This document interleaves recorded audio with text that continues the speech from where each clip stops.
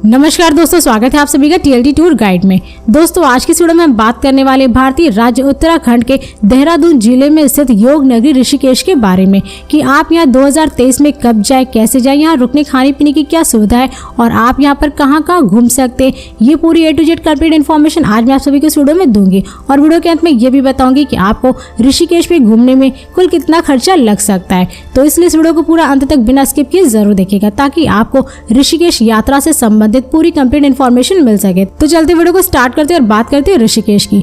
ऋषिकेश गढ़वाल हिमालय का प्रवेश द्वार और विश्व की योग नगरी के रूप में जाना जाता है और साथ ही ऋषिकेश छोटा चार धाम तीर्थ स्थानों बद्रीनाथ, केदारनाथ, गंगोत्री, यमुनोत्री आदि जैसे पर्यटन स्थलों की यात्रा हेतु प्रारंभिक बिंदु भी है और गढ़वाल हिमालय पर्वत की तलहटी में समुद्र तल से लगभग 409 मीटर की ऊंचाई पर स्थित ऋषिकेश शिवालिक रेंज से घिरा हुआ है। समय के साथ यह शहर प्राकृतिक पर्यटकों का एक अच्छा आकर्षण का मिश्रण बन गया है और गंगा और चंद्रभागा नदी के तट पर बसा ऋषिकेश साहसिक गतिविधियों, प्राचीन मंदिरों आदि जैसे कई प्रकार के एडवेंचर एक्टिविटीज के लिए प्रसिद्ध है। दोस्तों अब बात करें कि आप ऋषिकेश कब जाए। वैसे तो ऋषिकेश आप साल के किसी भी महीने में जा सकते हैं, लेकिन अगर आप ऋषिकेश में रिवर राफ्टिंग के साथ साथ अन्य एडवेंचर एक्टिविटीज को एंजॉय करना चाहते हैं तो उसके लिए सबसे बेस्ट टाइम होता है गर्मियों का महीना, यानी कि मार्च से जून तक का महीना होता है। वहीं अगर आप इन सभी चीजों के शौकीन नहीं है तो आप सर्दियों के मौसम में भी ऋषिकेश जा सकते हैं, क्योंकि सर्दियों के मौसम में भी ऋषिकेश को आप काफी अच्छी तरीके से घूम सकते हैं। मगर ये आपके ऊपर डिपेंड करता है कि आप ऋषिकेश कब जाना पसंद करते हैं।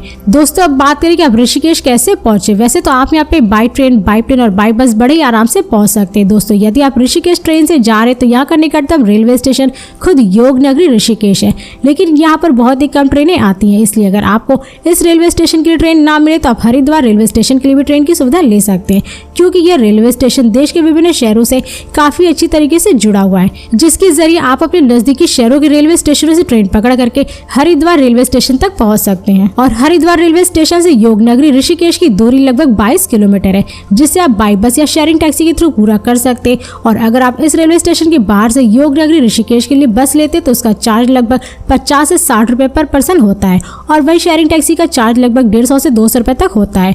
और दोस्तों अगर आप ऋषिकेश फ्लाइट से जा रहे तो यहाँ का नजदीकी एयरपोर्ट देहरादून में स्थित जॉली ग्रांट इंटरनेशनल एयरपोर्ट है, जो कि देश के विभिन्न शहरों से काफी अच्छी तरीके से जुड़ा हुआ है।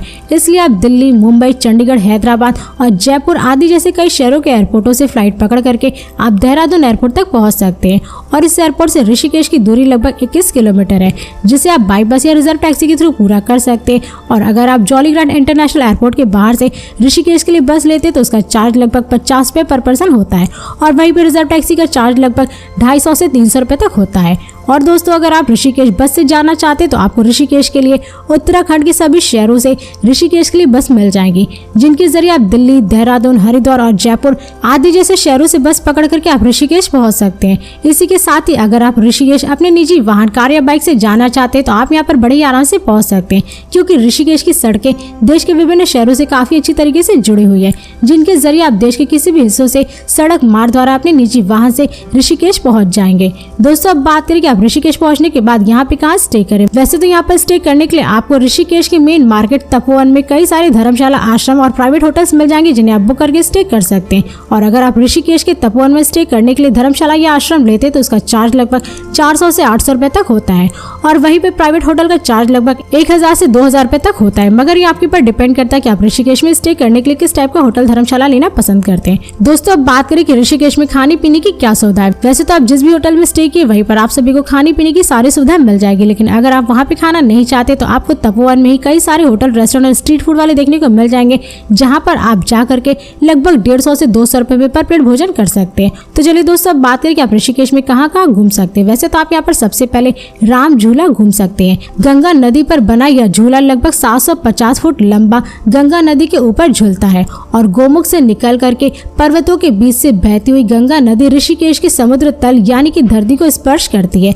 और राम झूला लक्ष्मण झूले से काफी बड़ा है, जिसका नजारा रात के समय रंग बिरंगी चमचमाती लाइट के साथ देखने में बेहद ही खूबसूरत लगता है। इसी के साथ ही साथ आप यहाँ लक्ष्मण झूला भी देख सकते हैं। ऐसा माना जाता है कि भगवान श्री राम जी के छोटे भाई लक्ष्मण जी ने इसी जगह से गंगा नदी को पार किया था और यह पुल लगभग 450 फीट लंबा और नदी से 70 फीट की ऊंचाई पर स्थित है। साथ ही योग नगरी ऋषिकेश के इस प्रसिद्ध झूले को सपोर्टिंग तार टूट जाने की वजह से यहाँ टूरिस्ट का आना जाना बंद कर दिया गया है, लेकिन इस झूले को कार्य पूर्ण हो जाने के बाद जल्दी से ही इसे पर्यटकों को घूमने के लिए खोल दिया जाएगा, इसलिए आप इस झूले का आनंद कुछ दूर से ही देखकर कर सकते हैं। इसी के साथ ही आप यहाँ त्रिवेणी घाट भी घूम सकते हैं। ऋषिकेश के प्रमुख पर्यटन स्थलों में शामिल त्रिवेणी घाट बहुत ही प्रसिद्ध घाट है, क्योंकि यहाँ पर आपको गंगा, यमुना और सरस्वती का संगम देखने को मिलता है और साथ ही साथ इस घाट पर शिवाजी की जटा से निकलती माँ गंगा की एक मनोहर प्रतिमा और दूसरी ओर अर्जुन को गीता का ज्ञान देते हुए भगवान श्री कृष्ण जी की विशाल मूर्ति और माँ गंगा का मंदिर है, जहाँ पर आप सभी दर्शन कर सकते हैं। और शाम को 6:30 बजे इस घाट पर माँ गंगा की बहुत ही भव्य आरती होती है, जिसमें आप सभी सम्मिलित हो सकते हैं। इसी के साथ ही आप यहाँ नीलकंठ महादेव के भी दर्शन कर सकते हैं। ऋषिकेश के सबसे प्रसिद्ध मंदिरों में से एक यह मंदिर भगवान शिव जी को समर्पित है, जहाँ पर दर्शन करने के लिए बहुत सारे पर्यटक बड़े ही दूर दूर से आते हैं, क्योंकि ऐसा माना जाता है कि भगवान शिव जी ने इस स्थान पर समुद्र मंथन से निकला हुआ विष ग्रहण किया था। और इस मंदिर के सामने की पहाड़ी पर माता पार्वती जी का भी मंदिर है, जहाँ पर आप सभी जाकर के दर्शन कर सकते हैं। इसी के साथ ही साथ आप यहाँ पर परमार्थ निकेतन आश्रम भी घूम सकते हैं। ऋषिकेश के प्रमुख पर्यटन स्थलों में से एक यह आश्रम ऋषिकेश का सबसे बड़ा आश्रम है, जो कि गरीब और अनाथ बच्चों के लिए बनाया गया बहुत ही खूबसूरत सा आश्रम है, जहाँ पर बच्चों को वैदिक और पारंपरिक शिक्षा देने के साथ साथ वेद का भी अध्ययन कराया जाता है। और इस आश्रम में सूर्यास्त के समय बहुत ही भव्य महागंगा आरती की जाती है, जो कि त्रिवेणी घाट से भी बेहतर होती है, जिससे कि यहाँ पर देश के ही नहीं बल्कि विदेशों से भी लोग आकर के इस आरती में सम्मिलित होते हैं। इसके साथ ही आप यहाँ राफ्टिंग कैंपेन इन शिवपुरी का भी आनंद ले सकते हैं। ऋषिकेश शहर से लगभग 18 किलोमीटर की दूरी पर स्थित यह राफ्टिंग कैंपेन पर्यटकों के लिए बहुत ही खास जगह है, क्योंकि यहाँ पर आप river rafting, rock climbing, roller coaster, golf course और बॉडी सर्फिंग आदि जैसे खेलों का भरपूर मजा ले सकते हैं। और इन्हीं सब खेलों का मजा लेने के लिए टूरिस्ट यहाँ पर आते हैं। दोस्तों, और भी ऐसी कई सारी जगह है ऋषिकेश में जहाँ पर आप सभी घूमने का भरपूर आनंद ले सकते हैं, जैसे गीता भवन, जानकी पुल, गंगा बीच, स्वर्ग आश्रम, श्री भारत मंदिर, 13 मंजिल टेम्पल आदि जैसे ऋषिकेश के पर्यटन स्थल है, जहाँ पर आप सभी घूम सकते हैं, घूमने का भरपूर आनंद ले सकते हैं। दोस्तों, अब बात करें कि आप ऋषिकेश में घूमने में कुल कितना खर्चा लग सकता है। वैसे तो अगर आप ऋषिकेश में घूमने के लिए 2 डे 1 नाइट का ट्रिप प्लान करते हैं तो उसमें आपको कुल खर्चा लगभग 6000 से 7000 रुपए पर पर्सन लग सकता है, मगर ये सारे खर्चे आपके ऊपर ही डिपेंड करते हैं, क्योंकि ऋषिकेश में आप कहाँ कहाँ घूमेंगे, क्या क्या खरीदेंगे और साथ ही साथ कौन कौन सी एक्टिविटीज यहाँ पर करेंगे, और ऋषिकेश आप किस राज्य और शहर से जा रहे हैं और यहाँ पे स्टे करने के लिए आप किस टाइप का होटल बुक करते हैं, तो ये सारे खर्चे आपके ऊपर ही डिपेंड करते हैं। तो दोस्तों, इस वीडियो को अब यहीं पर समाप्त करते हैं, और यदि ये वीडियो आप सभी को पसंद आई तो इस वीडियो को लाइक करें और चैनल को सब्सक्राइब जरूर करें। इसके साथ ही बेल आइकन जरूर दबाएं ताकि ऐसी मेरी नई नई वीडियोस आपके पास सबसे पहले पहुंचे। तो फिर मिलते हैं नेक्स्ट वीडियो में। धन्यवाद।